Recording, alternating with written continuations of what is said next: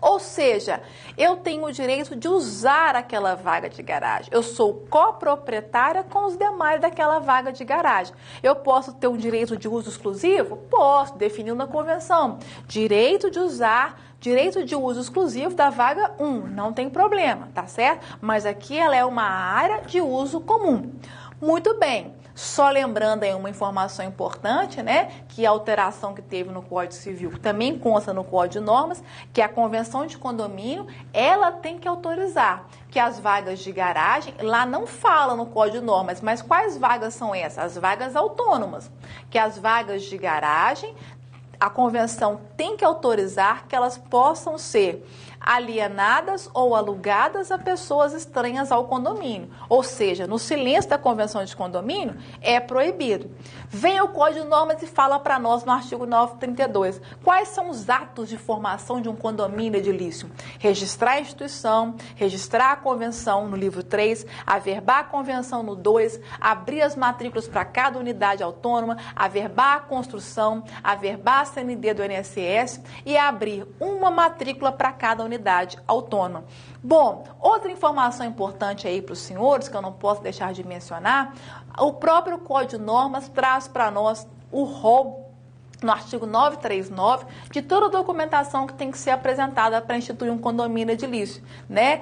Projeto arquitetônico aprovado, os quadros da NBE, alvará de construção em vigor, válido, ou se a unidade já estiver pronta e acabada, a baixa de construção, a CND do INSS daquela construção, né? Caso essa unidade ainda esteja em construção, vai ter que apresentar uma declaração que não vai colocar essas unidades em oferta ao público, né? Não vai alienar essas unidades durante a construção, porque não foi registrada a incorporação imobiliária, né? E no momento que eu registro essa instituição de condomínio, obrigatoriamente eu tenho que abrir uma matrícula para cada unidade autônoma.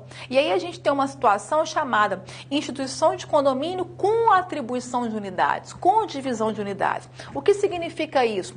Lembra do meu exemplo? No condomínio geral, eu e minhas duas amigas, cada uma tem um terço, a gente resolveu instituir um condomínio edilício. Pois bem, a gente contrata uma construtora para construir o prédio para nós não vamos vender essas unidades autônomas em construção, e aí o que a gente faz?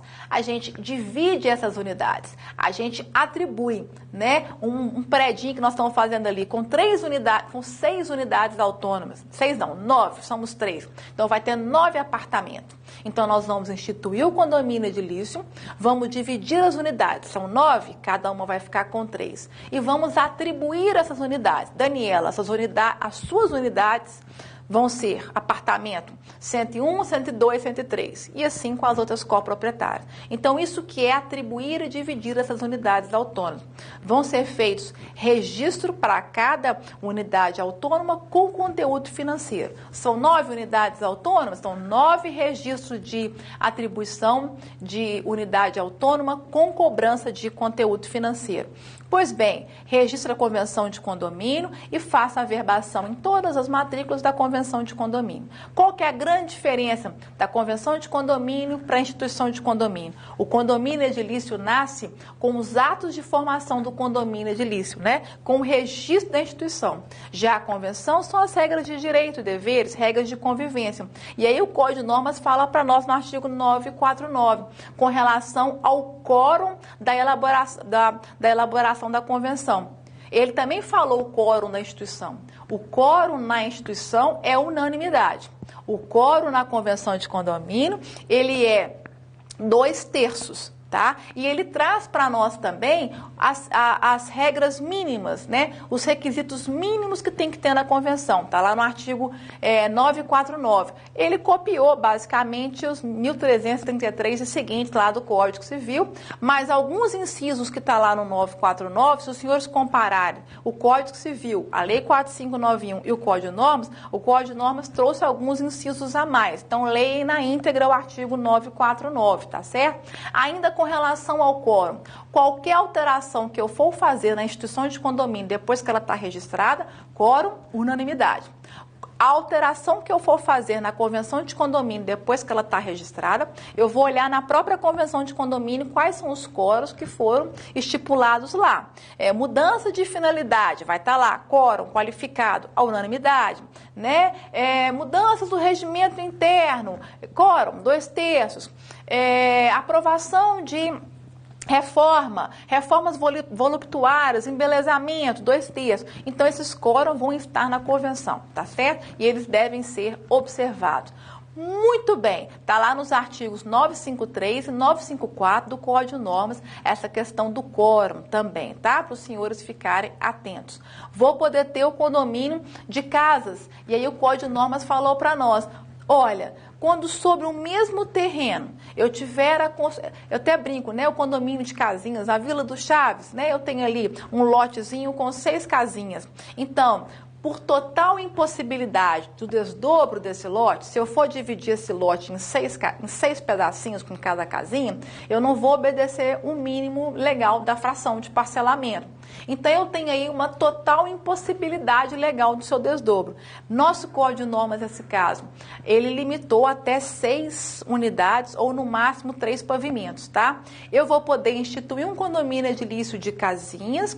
Na hora que eu registrar o condomínio edilício, eu vou abrir uma matrículazinha para cada casinha dessa instituição de condomínio. A convenção de condomínio, que em regra é obrigatória no condomínio edilício, aqui no condomínio de casas térreas, assobradadas, geminadas e assemelhadas, eu posso dispensar a convenção de condomínio, desde que na instituição eu conste, né? Como é que nós vamos fazer, se vai ter síndico, ou como é que vai ser o rateio das áreas comuns. Se existe, olha, nesse caso aqui, a área comum que nós temos é só a terra, o terreno, onde construiu as 6 casinhas, e o telhado, por exemplo, 6 casinhas geminadas, né? Ou então, a área comum aqui é só o muro e o terreno. Então, se tiver alguma despesa dessa área comum, como é que vai ser rateada? Vai ser rateada por igual. Então, eu posso dispensar a convenção desde que eu conste esses requisitos na própria instituição. E o Código de Normas, no artigo 976, ele ainda foi brilhante. Ele falou para nós o seguinte, olha, como é que nós vamos considerar devidamente instituídos os condomínios edilícios que foram formalizados antes do Código Civil vigente, mas que não houve o registro da instituição de condomínio edilício? Olha, 3 requisitos. Vai ter que ter tido o registro da incorporação imobiliária ou da convenção. Tais registros têm que ter os elementos essenciais da instituição de condomínio e tem que ter sido averbada a construção e já abertas as matrículas de cada unidade autônoma. Se cumpriu esses requisitos, considera-se instituído o condomínio edilício. Ok, bola para frente. É o artigo 976. Falei um pouquinho de incorporação, explica aos senhores. Lá no artigo 955 do Código de Normas, começa a parte de incorporação imobiliária, que é muito semelhante à Lei 4591 de 64, se não me engano, que tratou do condomínio da incorporação imobiliária.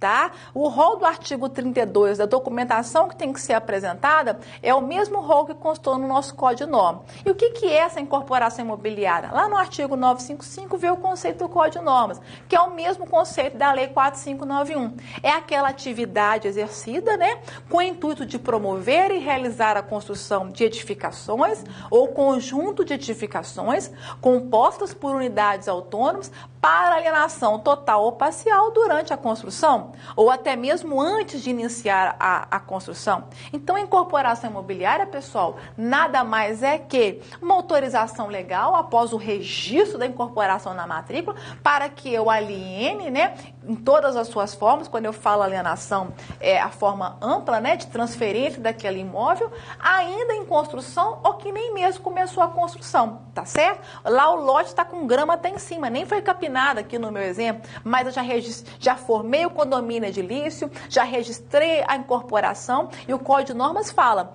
um dos requisitos para a incorporação imobiliária é o quê? Instituir o condomínio edilício e registrar a convenção no livro 3. Então, é requisito para incorporar. Está no Código de Normas. Então, incorporação é essa autorização legal para eu vender aquilo que não existe ainda, nem comecei a construção, tá certo?